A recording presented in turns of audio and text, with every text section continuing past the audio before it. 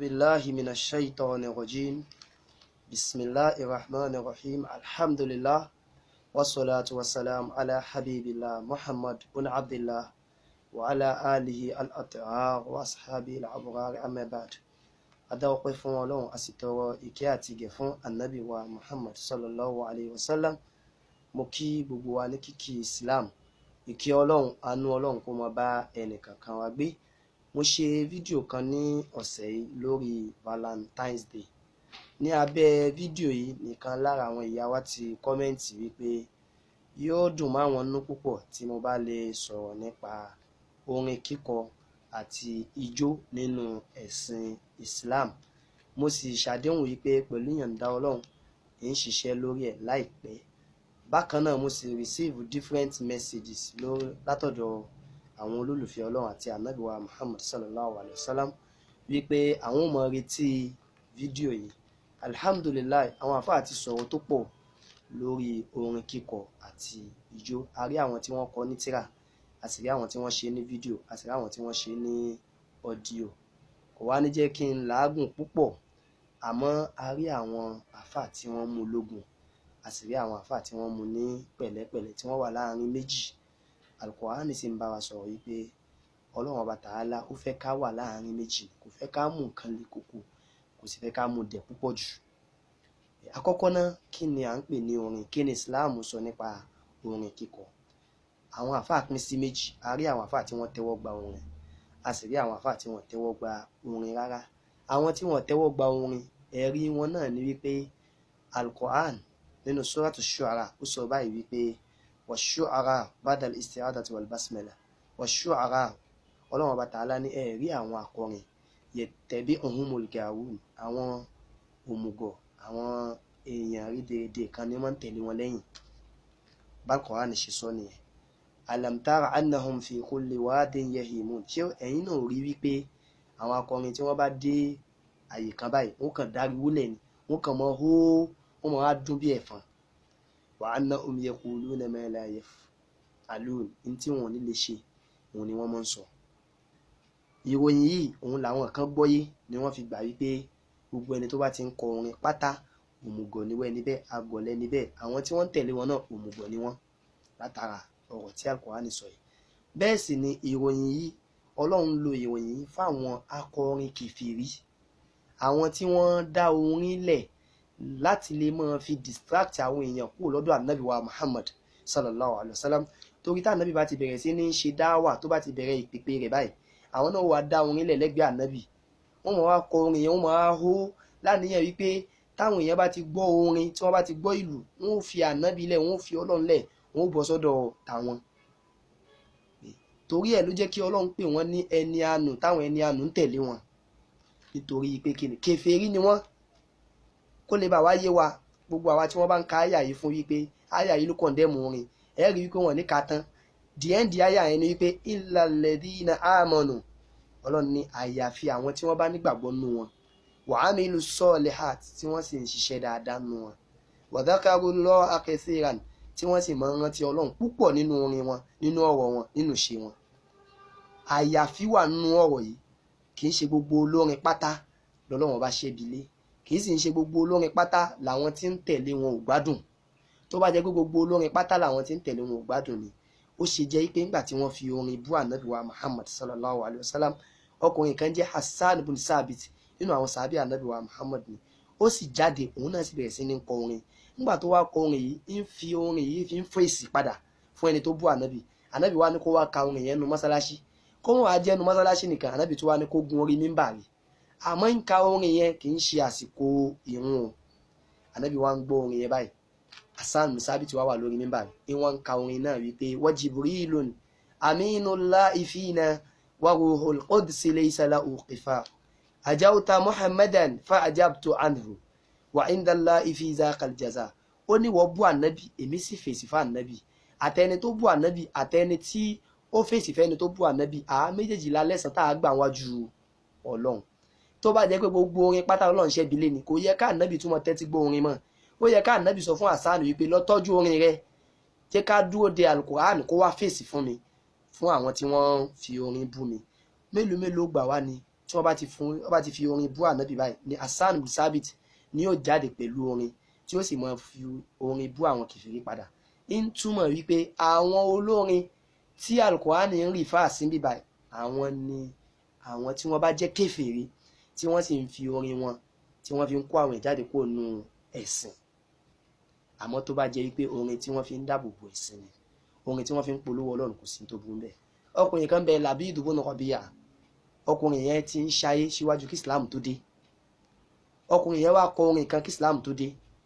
Orin náà ni wípé ala kullu shay'in ma khala Allaha batilun wa kullu na'imin la mahalata za'ilun. Ó ní gbogbo nǹkan pátá yóò padà tán o lẹ́yìn Ọlọ́run nìkan. Gbogbo gbádùn pátá sì ni ó padà di ìgbádùn àná. Nígbà tá ànábì wa padà dé sallallahu alaihi wasallam, ànábì wa ń ka orin yìí, ànábì wa ní sadaqa Labid, òtítọ́ lọ́rọ̀ tí Labid sọ yìí. Labid yẹn sì ré kèfèrí nígbà yẹn kò tí gba Islam. Ànábì ní òtítọ́ lọ́rọ̀ tí Labid sọ yìí. Labid yẹn sì padà gba Islam. Gbígbà Islam rẹ̀ náà ò ní kó mọ́ kọrin mọ́, ó sì ti padà kọ orin nínú Islam. Àmọ́ orin tí ń kọ nínú Islam àwọn orin tó nítumọ̀ ni, tó sì bá ti Ọlọ́run àti tànábì mu. Níyà yín ó ti hàn kedere sí wa pé a lè kọ orin. Nínú ẹ̀rí tí wọ́n tún máa ń gbẹ́sẹ̀ lé náà ni wípé òun náà ni wípé nínú Al-Qur'an gbogbo àwọn ìròyìn orin tó wá àti ìròyìn àwọn olórin tó wá kò dáa. Bẹ́ẹ̀ ni Ọlọ́run bú orin, ó sì bú àwọn olórin. Ìdí tí Ọlọ́run fi ń bú wọn ni wípé àwọn kèfèrí ìlú Mọ́kà ń gbà yẹn, in tí wọ́n fi ń distract àwọn èèyàn kúrò lọ́dọ̀ ànábì òun náà ni orin. Tànábì bá ti bẹ̀rẹ̀ sí ní pépè báyìí, àwọn náà kọ́ bẹ̀rẹ̀ orin ni wọ́n máa dín ohùn. ń túmọ̀ yìí pé in tí wọ́n fi torí ẹ̀ kọ orin gbà yẹn lọ́lọ́run fi torí ẹ̀ bú wọn lé lórí. Tórin bá ti kúrò nídìí ìbàjẹ́, tórin bá ti bọ́ sí ti ẹ̀sìn, tó ti bọ́ sí tànábì Muhammad, tó ti bọ́ sí tọlọ́run, àní bú orin mọ́. Náà wọ́n wá ń sọ̀rọ̀ nípa pé ṣé wo orin tó kọ ń gbà yẹn, ṣé wo ẹ̀ ni wọ́n ń kọ nísìn. Àwa òun ṣe ọmọ Lárúbáwá, àní kọ orin Lárúbáwá. Ọlọ́run ò ní rán òjíṣẹ́ kan sí ìlú kan àfi kí òjíṣẹ́ yẹn kó sọ èdè ìlú yẹn. Olórin tí ó bá kọrin nílẹ̀ Yorùbá náà, èdè Yorùbá náà ni ó fi bá wa sọ̀rọ̀. Kì í wá ṣe pé kẹsẹ̀ máa béèrè pé ṣànábì náà kọ orin ewì, ṣànábì kọ orin Yorùbá. Ànábì òun ṣe ọmọ Yorùbá.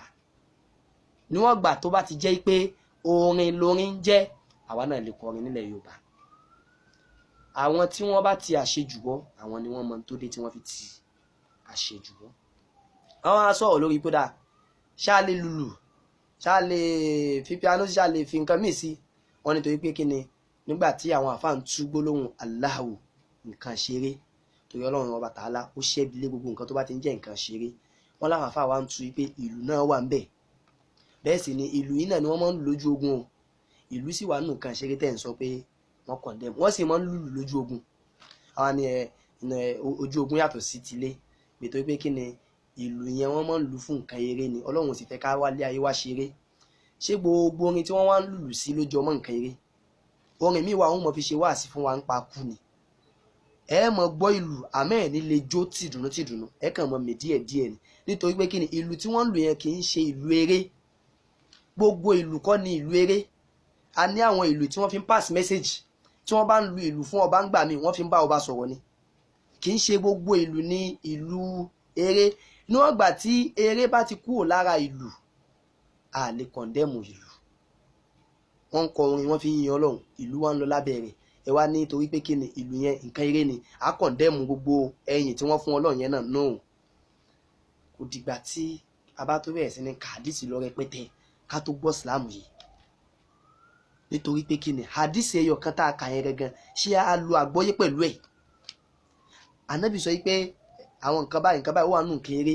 Nǹkan tó wà nù nǹkan eré yẹn, ká wá wò pé ṣé gbogbo ìgbà ni wọ́n ń lo nǹkan yẹn fún nǹkan eré? Wọ́n ń lùlù lójú ogun, lójú ayé ànábì wa Muhammad sallallahu alaihi wasallam. Wọ́n túmọ̀ yìí pé wọ́n bá lùlù yẹn láyé mi kò ní túmọ̀ eré. Tó bá ní ká sọ nípa, ó dà wọ́n ti wá lùlù tán, wọ́n ti kó orin jọ, ó ti wá di pé ó ti wá kú kájó. Kí làwọn àfáà sọ nípa kájó? Àwọn àfáà pín sí mẹ́ta lórí ọ̀rọ̀ ijó. Àwọn àfáà kan ní haramu ni, èèwọ̀ ni láti pilẹ̀. Àwọn àfáà kan ní nípìlẹ̀ rẹ̀ makruhu ni, ń tá akọ ni, kì í ṣe èèwọ̀, akànkọ́ ni. Àwọn àfáà kan sì ní ó tọ́. Àwọn àfáà tó ní haramu ni, wọ́n kó ẹ̀rí wọn jáde bá mú, àmọ́ nínú gbogbo ẹ̀rí wọn pátá ààrí ẹ̀rí kan tó fẹsẹ̀ rinlẹ̀. Ìdí tí mo fi ní ààrẹ ẹ̀rí kan tó fẹsẹ̀ rinlẹ̀ ni pé kò sí hadisi kan báyìí tí wọ́n rí mú jáde wípé hadisi yìí ló sọ̀rọ̀ nípa arọ́ksù nípa ijó tó sì jẹ́ hadisi tó gbádùn wípé hadisi yìí ó dárúkọ arọ́ksù ijó. Kò sì sí aya Al-Qur'an kan pàtó tí wọ́n rí mú jáde pé aya Al-Qur'an yóò sọ̀rọ̀ arọ́ksù ó sọ̀rọ̀ dancing wípé mo fagilé. Kò sí aya Al-Qur'an tó fagilé pé mo fagilé ijó, kò sí. Àwọn aya kan ni wọ́n ń gbé lórí ìtumọ̀ ijó. Lápèjúwe aya kan náà Al-Qur'an ó sọ pé wala tamshi fil ardi marhan, mọ́rìn lórílẹ̀ ní rìn fáàrí, mọ́gàpá rìn. Wọ́n wá lọ túmọ̀ ra yẹn ní ìtú ijó pé tí wọ́n bá ti ń jó báyìí tó bá ti ń jó báyìí pé ó túmọ̀ pé marahan ó ti ń rìn fáàrí nù. Ṣé gbogbo ijó ni ijó fáàrí? Láwọn bàbá tàná nílẹ̀ Yorùbá yìí tó jẹ́ pé tí wọ́n bá ń kọrin báyìí àti wọ́n kàn mọ́ gbẹ́sẹ̀ díẹ̀ ni wọ́n kàn mọ́ gbẹ́sẹ̀ díẹ̀ báyìí ni ẹ̀bẹ̀ wo Olúwa o ẹ̀bẹ̀ wo Olúwa. Ṣé ijó yẹn jọmọ́ ijó marahan ó jọmọ́ ijó ìgbéraga? Kì í ṣe gbogbo ijó ni ijó ìgbéraga. Àwọn ijó kan wà ijó ìkọ́nilẹ́kọ̀ọ́, kì í ṣe ijó ìgbéraga. Àwọn ijó kan wà ijó ìbánisọ̀rọ̀ pé ato ẹ̀gẹ́ o ato ẹ̀gẹ́, irú ìyẹn nísìnyí kò ń ṣe ijó marahan, kò ṣe ijó ìgbéraga. Wọ́n lọ ń gbé marahu, wọ́n ń gbé ti ìgbéraga, wọ́n ń gbé lórí ijó. Ọlọ́run ló mọ ẹni tí ń ka Al-Qur'an tó jẹ́ pé kíkà tó ń ka Al-Qur'an yẹn gan kíkà ìgbéraga ni. Tí bá ń dáhùn kínú yàrá rẹ̀ aya rẹ̀ onígùn, tó bá ń kírun láàrin jàmọ́ aya rẹ̀ wà gùn fáá dé pẹ́sẹ̀ ó mọ̀ wá wo àwọn èèyàn. Bẹ́ẹ̀ sì ni ń kírun yẹn ní kí ìgbéraga ni, kì í ṣe ijó nìkan ló mọ lé lórí. Aya yẹn ò dárúkọ ijó, àwọn àfáàṣà gbé tafsiri wọn lọ síbi ijó. Wọ́n tún gbé tafsiri wọn lọ síbi wípé Ọlọ́run ò dá wa ká wá ṣeré, ijó ẹ̀dẹ̀rẹ̀ eré ni. Ànábì wa Muhammad sallallahu alaihi wasallam, ànábì ní Ọlọ́run ní ẹ̀tọ́ tó máa gbà lọ́wọ́ rẹ̀. Ànábì lẹ́tọ̀ tó máa gbà lọ́wọ́ rẹ̀. Ara rẹ̀ náà ní ẹ̀tọ́ tó máa gbà lọ́wọ́ rẹ̀. Ara rẹ̀ ó ní ẹ̀tọ́ tó máa gbà lọ́wọ́ rẹ̀. Tó bá kírun tán ló fi jẹ́ pé ìrun ń ṣe gbogbo àsìkò, ó ní time. Ìrun àsùbá, ìrun zuhr, ìrun asr, ìrun maghrib. Lẹ́yìn àsìkò ohun yẹn tó bá ti jókòó díẹ̀ tó bẹ Ọlọ́run, ó tún lè ṣe nǹkan míì fún ara rẹ̀ tó máa wúlò fara rẹ̀. Nínú tó lè ṣe tó máa wúlò fara rẹ̀ ni exercise. Ànábì náà ṣe exercise pẹ̀lú Aisha tí wọ́n sáré lọ sọ́tún wọ́n sáré lọ sósì. Nínú tí wàá ṣe tó máa wúlò fara rẹ̀ nù. Nínú tí wàá ṣe tó máa wúlò fara rẹ̀ òun ni kó mì sọ́tún kó mì sósì, kó má jẹ́ kí ẹ̀jẹ̀ rẹ̀ kó dì, kó mì sọ́tún kó mì sósì. Àwọn tí wọ́n ní orin haram ni ẹ̀rí wọn ò fẹsẹ̀ rinlẹ̀. In tó lè sọ orin di haram òun ni tí nǹkan haram kan bá rò pọ̀ mọ́ orin, tí nǹkan haram bá rò pọ̀ mọ́ ijó. Tí ọ̀rọ̀ sọkúsọ bá ti lè rò pọ̀ mọ́ orin, orin ti di haram, ó ti di èèwọ̀. Tí nǹkan haram bá ti lè rò pọ̀ mọ́ ijó, ijó yẹn ti di haram. Àmọ́ tí nǹkan haram ò bá ti rò pọ̀ mọ́ ijó, ijó kì í ṣe haram. Ẹni tí ó bá gbà ni kó gbà, ẹni tí ò bá ní gbà kó má gbà. Tí nǹkan haram bá ti rò pọ̀ mọ́, nǹkan haram ni kéèyàn mọ jó kó mọ mutí. Nǹkan haram ni kéèyàn mọ jó kó mọ tí ń ṣe mọ́, kó jó débi pé ó wá ń bú aṣọ, kó jó débi pé ó sọ fìlà nù, kó jó débi pé wọ́n á fọwọ́ tọ́, ìwọ́n ṣe bí ẹni tó ti yó bá mú, ìwọ́n jó wá ní ijó ló ń pa mí. Ijó ti di haram, èyí ó sì jìyà wájú Ọlọ́run nítorí pé kí ni a gbọ́dọ̀ jó débi pé a lose brain wa, a gbọ́dọ̀ jó débi pé a sọ̀ làákà ìwà nù. Àmọ́ kóbìnrin jó nínú yàrá kó jó sọ́kọ ẹ̀ lọ́rùn níwọ̀nba, kò sí tó burú ńbẹ̀. Kí ọkùnrin náà jó síyàwó ẹ̀ lọ́rùn, kò sí tó burú ńbẹ̀. Kí ọkùnrin jó láàrin àwọn ọkùnrin ẹgbẹ́ rẹ̀, kò sí tó burú ńbẹ̀. Àwọn tí wọ́n lọ gbé haramu lé ijó gangan lórí, wọ́n ní ẹ̀rí kan, wọ́n kàn ń kírètì ẹ̀rí yẹn nínú àwọn tafsirul Qur'an, wọ́n kàn ń fún Qur'an ẹni túmọ̀ tí ó máa pè wọn ni. Àfáà Nawawi radiyallahu ta'ala ni ó ní ar-raqsu laysa bi harami, ó ní ijó kì í ṣe haram. Àfáà Ibn Usaymin wọ́n ní ijó haram ni tí nǹkan haram bá wò pọ̀ mọ́. Ẹni àmọ́ yóò wà lábẹ́ makruh. Bí Ibn Usaymin bó ṣe wá tako ijó tó, àwọn náà padà tún ní but ijó tún lè bọ́ sí nǹkan tá a fẹ́ nígbà míì níwọ̀n gbà tí a bá ti fọkàn balẹ̀ pé nǹkan tí Ọlọ́run Ọba Ta'ala ò fẹ́ kò ní ṣẹlẹ̀ látara ẹ̀.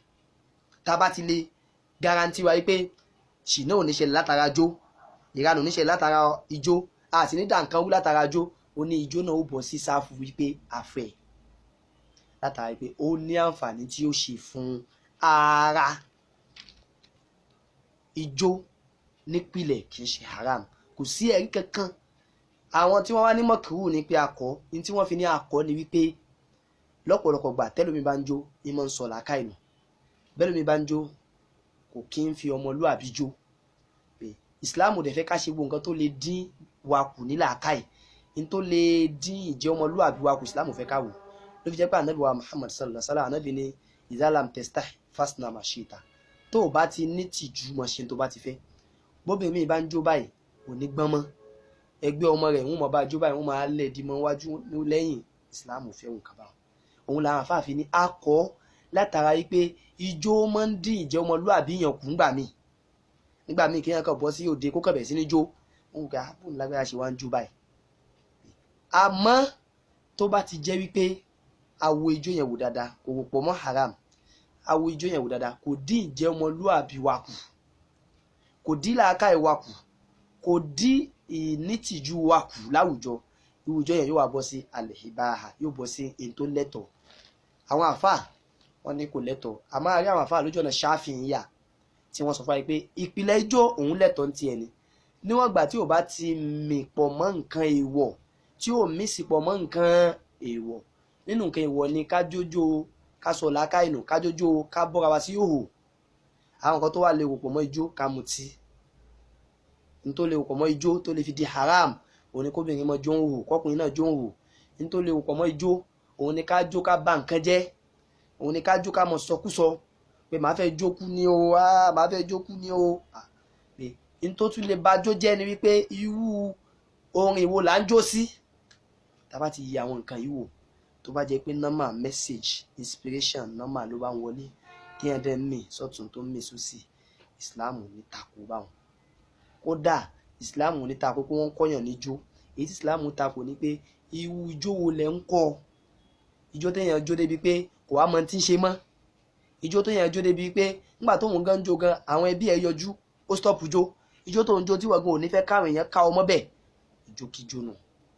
à ń bèlè ẹni tí ó bá ṣe ìranù yóò mọ̀ wá nǹkan kẹ́wọ́ mọ́ ni wọ́n ní àwọn olórin wọ́n ṣèbàjẹ́ oníjó ń ṣèbàjẹ́ ẹni tí ò ń ṣe olórin tí ò ń ṣe oníjó náà kò ṣèbàjẹ́ ẹni tí ó bá ṣèbàjẹ́ naturally yóò bàjẹ́ naturally ni àwọn àfáà ní káwa mọ́ dákẹ́ wá sí wa láti lè mọ́ tó àwọn èèyàn sọ́nà wípé ẹ mọ́ bàjẹ́ báyé bá ń bàjẹ́ o ẹ mọ́ corrupt táyé bá ń corrupt o ẹ mọ́ bá odò ayé lọ o nítorí ẹni tó bá bá odò ayé lọ ó súnmọ́ kó bá ìbínú Ọlọ́run pàdé àmọ́ ká condemn nǹkan blindly ká condemn nǹkan ná pé olóògbógun ò tiẹ̀ gbádùn kò tiẹ̀ síkà tó ń jẹ́ bẹ́ẹ̀ pàápàá jùlọ ẹlòmíràn sọ pé kò tiẹ̀ síkà tó ń jẹ́ olórin Islam ibi tí wọ́n bá kù sí ni ká pè wọ́n ṣàkíyèsí àwọn tí wọ́n bá hùwà tó kù díẹ̀ káàtó ni ká bá sọ àmọ́ tá bá lé wọn dànù bóò la ṣe fẹ́ correct wọn à ń bèlè àmọ́ ọkùnrin yàrá wa ni kò ní kí orin kásẹ̀ wọlé kò sì ní kí ijó kásẹ̀ wọlé orin kórin tí ò bá dáa ni kẹ́ ẹ jẹ́ kí á pawọ́pọ̀ ká bá wí ijókíjó tí ò bá dáa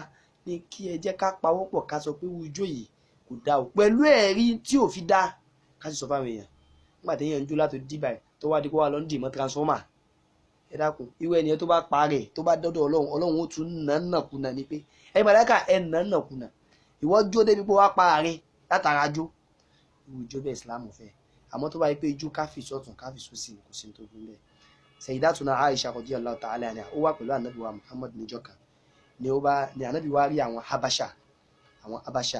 Habasha yìí wà rè pé tẹ́sí finu àwọn Habasha yìí wọ́n ń jó àwọn ọmọ kéèké náà sì pò lẹ́yìn wọn wọ́n ń ṣe ọdún kan ní wọ́n ń jó ànábì ló wá pé Aisha wá wò nígbà tí Aisha ó bọ̀tà ló wá rí tí wọ́n ń jó ànábì wá gbé Aisha ní kọ́kọ́ lọ́rùn tí Aisha fi wo wọn jó dáadáa ànábì wá ní ṣó ti tó Aisha wá ló ti tó báyìí Aisha wá bọ́lẹ̀ tẹ́sífínù yẹn ìtumọ̀ tẹ́sífínù ni wípé wọ́n ń jó àwọn àfáà kan wọ́n fẹ́ mọ twist ẹ̀ lédè láwùbá tó bá ní záfànà ó jó kò ní ìtumọ̀ kankan ó jó ní ìtumọ̀ ọ̀kọ́sọ̀ ó jó pé wọ́n ń jó ni àwọn àfáà kan ní wọ́n rìn bí ọmọ ogun wọ́n ń jó ni àṣà wọn nìyẹn nílùú Habasha kí Islam tó dé àṣà wọn ànábì sì ni báwọn ti máa ń jójó tiwọn nìyẹn Aisha sì wòran jó wọn àmọ́ tí ó lè mú ànábì kọ̀ndẹ́ẹ̀mù ẹ̀ ní kó jẹ́ pé in tí wọ́n ń jó sí yẹn wọ́n sọ pé kinní kan wà lẹ́yìn Ọlọ́run kinní kan ànábì ó takò wọn ànábì ò sì sọ nǹkan kan